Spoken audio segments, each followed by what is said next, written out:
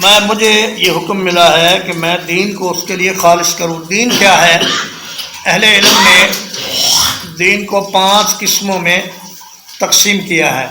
وہ فرماتے ہیں 5 چیزوں کے مجموعے کا نام دین ہے۔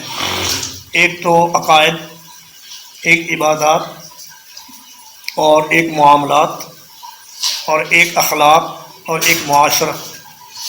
اگر ان میں سے کوئی ایک پہلو بھی کمزور ہو تو آدمی کا دین مکمل نہیں بلکہ ناقص ہے۔ تو بعض لوگوں نے سمجھا کہ عبادات ہی دین ہے، وہ معاملات میں سست پڑ گئے۔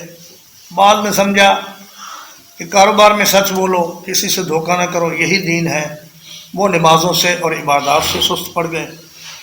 اور بعض لوگوں نے نمازیں تو بہت پڑھی اور ذکر اذکار بھی بڑے کیے، لیکن بد اخلاق ہیں، لوگوں کے ساتھ برے اخلاق سے پیش آتے ہیں، تو ان کا دین بھی ناقص ہے۔